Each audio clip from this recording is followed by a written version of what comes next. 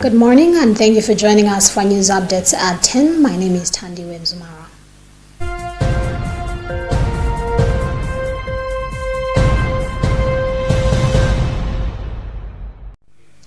Pope Leo XIV received the President of the Republic of Lebanon, Joseph Aoun, in the Vatican on Thursday morning, after which the President subsequently met with Holy See Secretary of State Cardinal Pietro Parolin, accompanied by Holy See Secretary for Relations with States and International Organizations, Archbishop Paul Richard Gallagher.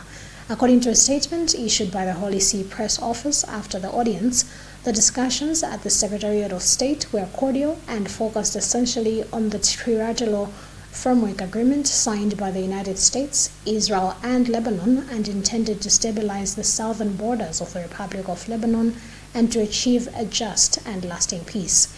In a statement published on the website of the Lebanese presidency, President Aoun reiterated his gratitude to the Pope and the Holy See for all the efforts made in support of Lebanon. He specifically asked that they continue supporting Beirut's demands, foremost among them the call for Israel to implement the terms of the framework agreement signed under the United States auspices on the 26th of June.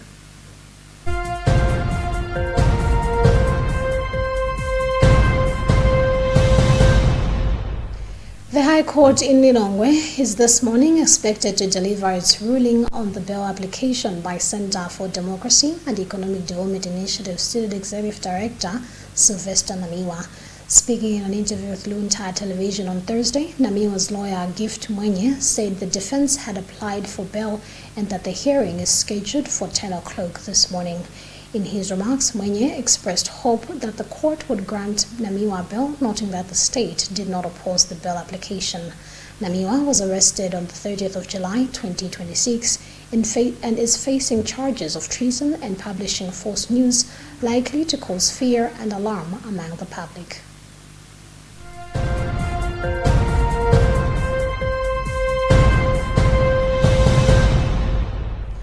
Government has said the country cannot rely on the national budget alone to finance digital transformation, calling for increased private sector and development partner investment in digital infrastructure.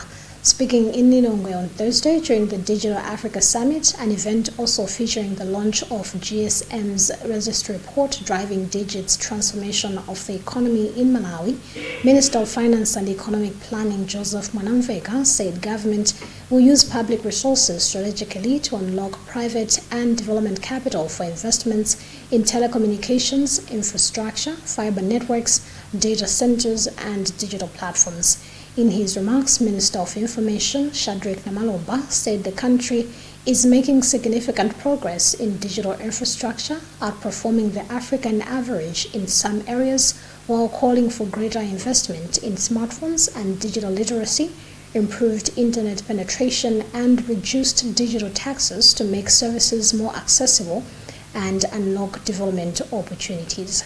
Concurring with Namalomba, Senior Director of Public Policy at GSMA Africa, Caroline Mugua, said the country has made strong progress in connectivity and financial inclusion, but with 80% of the population still offline despite network coverage, the country must now focus on affordability, digital skills, and investment barriers to turn access into meaningful use.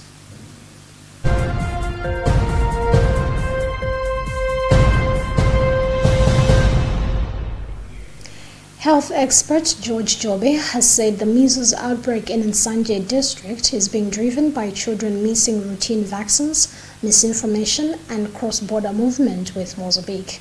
His remarks come as Nsanje district has recorded 104 confirmed measles cases out of 249 suspected cases since September last year, with 2 deaths recorded as children aged 1 to 4 have been the most affected.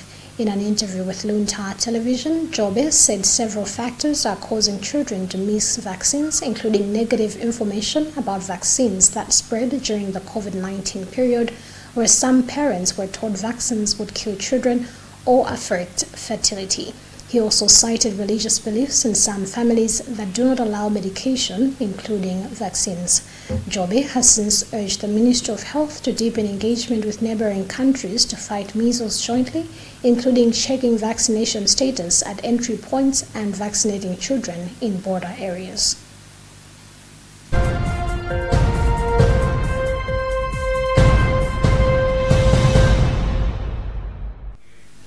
In sports, President Professor Arthur Peter Mutharika has awarded each member of the Malawi Scorchers 5 million Malawi kwacha in recognition of the team's historic qualification for next year's FIFA Women's World Cup in Brazil.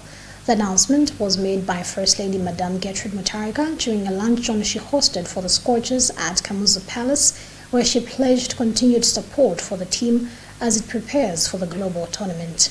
Speaking at the luncheon, Madame Mutharika said the Scorchers have united Malawians and brought pride and joy to the nation through their impressive performance at the Women's Africa Cup of Nations, and Football Association of Malawi President Fleetwood Haiya said the Scorchers' success reflects deliberate investment in women's football and grassroots development, with FAM building a pathway from under-17 to the senior team, while thanking President Mutharika and the government for their support.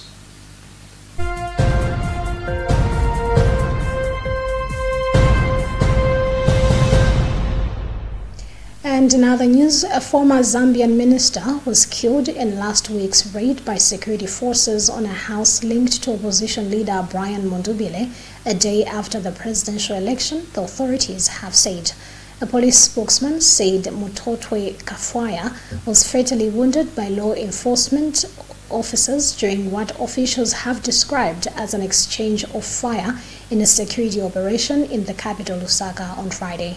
11 people were arrested in the raid, with the authorities accusing Mundubile's party, the NRPUP, of being involved in insurgency and militia activity and storing high-grade weapons. Mundubile, who has since gone into hiding, rejected the allegations as total fabrications.